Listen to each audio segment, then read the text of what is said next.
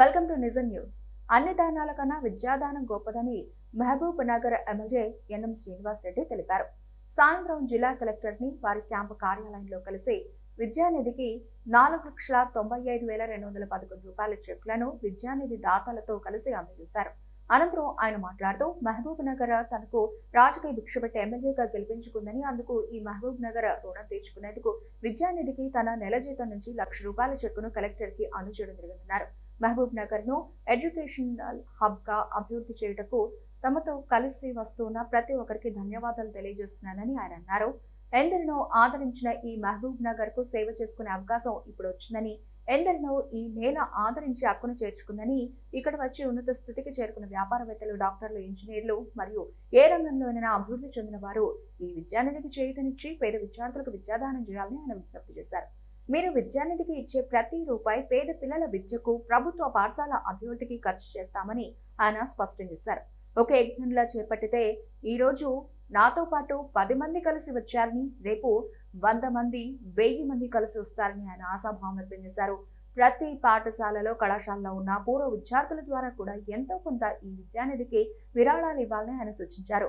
ఈ రోజు విద్యానిధికి విరాళాలు ఇచ్చిన దాతలు రిషి కళాశాల నుంచి ₹2,00,000, కౌన్సిలర్ చలువ గాలి శ్రీనివాసరాజు ₹50,000, శ్రీ లక్ష్మీ నరసింహస్వామి దేవాలయ సుందరీకరణ కమిటీ అధ్యక్షులు పోల Srinivas ₹51,000, MUDA chairman Lakshman Yadav ₹51,000, market committee chairman Mekeri Anitha ₹25,000, Telangana ఉద్యమకారుడు రోమ పరమేశ్వర్ ₹11,111, రంగినేని మన్మోహన్ ₹2,100, చందులాల ₹5,000 విరాళం అందించారని వీరందరికీ ధన్యవాదాలు తెలిపారు.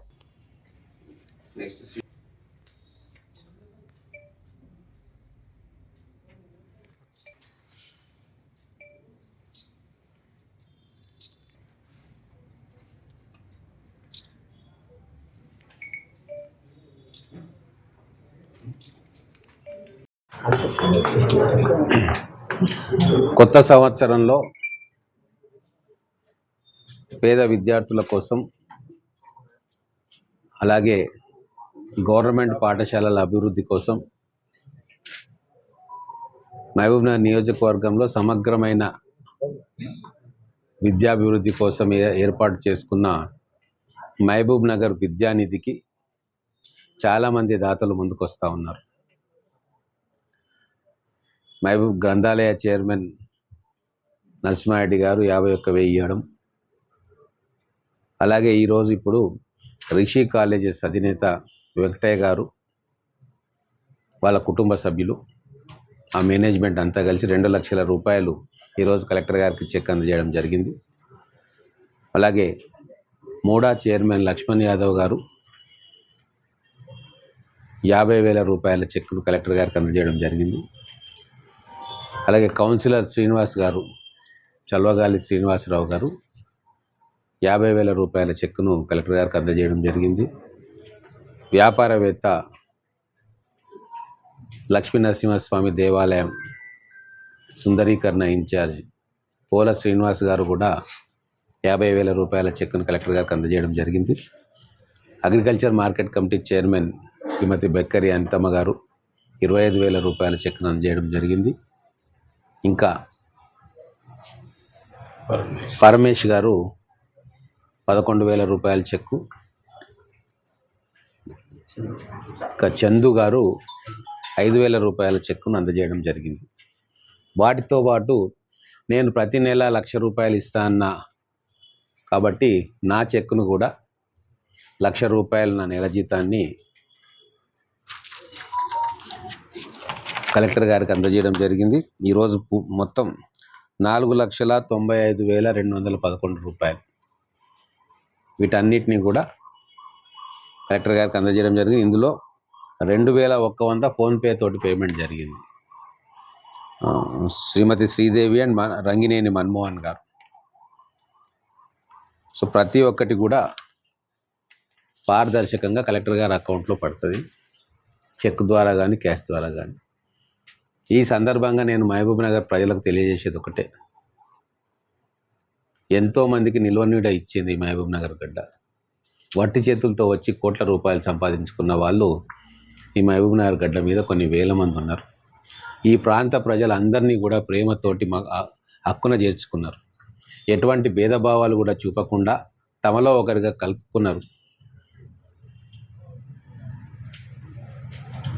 ఎంతోమంది అధికారులు కావచ్చు, ఉద్యోగస్తులు కావచ్చు, వ్యాపారవేత్తలు కావచ్చు, రియల్ ఎస్టేట్ వాళ్ళు కావచ్చు, లేదు అనేక బిజినెస్లు చేసుకుంటున్న వాళ్ళు, ఇక్కడ పుట్టి పెరిగిన వాళ్ళు, బయటి ప్రాంతాల నుంచి వచ్చిన వాళ్ళు, అనేక సంవత్సరాల్లో ఈ నేల మీద నిలబడి బతికి గొప్పగా ఆర్థికంగా ఇతరత్ర బాగుపడ్డారు. మళ్ళీ మనం తిరిగి నేలకిచ్చే సమయం ఆసన్నమైంది. ఈ ప్రాంతం ప్రజలకు మళ్ళీ మన ద్వారా ఇంత సేవ చేసుకునే అవకాశం వచ్చింది. రాజకీయంగా నాకు ఎమ్మెల్యేగా భిక్ష పెట్టింది ఈ ప్రాంతం. అలాగే ఎంతోమంది రైస్ మిల్లర్లకు ఈ ప్రాంతం కాకుండా వచ్చి ఇక్కడ వ్యాపారం చేసుకోవడానికి అనుమతి ఇచ్చింది. ఎంతోమంది రియల్ ఎస్టేట్ ఏజెంట్లు వచ్చి ఈ భూమి నమ్ముకొని వాళ్ళు బ్రహ్మాండంగా సెటిల్ అయినరు. ఎంతోమంది డాక్టర్స్ ఇక్కడికి వచ్చి నర్సింగ్ హోమ్లు పెట్టుకొని ఇక్కడ సేవ చేసుకుంటూ వాళ్ళు ఎంతో ఉన్నత స్థితికి ఎదిగినరు. అలాగే ఎంతోమంది జిల్లా స్థాయిలో పనిచేసిన అధికారులు ఇక్కడికి వచ్చి ఈ ప్రజల అభిమానం సంపాదించుకున్నారు. ప్రజలు వాళ్ళని గౌరవించారు. సో ఇవన్నీ కూడా ఆలోచనలు చేసి మళ్ళీ ఒకసారి మన ప్రాంతానికి ఏదైనా తిరిగి ఇవ్వాలి అన్న సంకల్పంతో ఈ మహబూబ్ నగర్ విద్యానిధిని ప్రారంభం చేసుకున్నాం. మన బాధ్యత ఇది. ప్రజల అవసరం, ఈ ప్రాంత ప్రజల అవసరం కాబట్టి ఖచ్చితంగా మనం ముందుకు రావాల్సిన సమయం వచ్చింది. మీ అందరికీ నమ్రపూర్వకంగా నేను విజ్ఞాపన చేస్తూ ఉన్నా, దయచేసి మళ్ళీ ఒకసారి కొంత మనకు అన్నం పెట్టిన గడ్డను బతికించుకునే ప్రయత్నం చేద్దాం. మనల్ని ఆదరించిన మహబూబ్ నగర్ పట్టణ ప్రజలకు ఏదో రూపకంగా మళ్ళీ వాళ్ళకు బెనిఫిట్ అయ్యేటట్టుగా తిరిగి ఇద్దాం.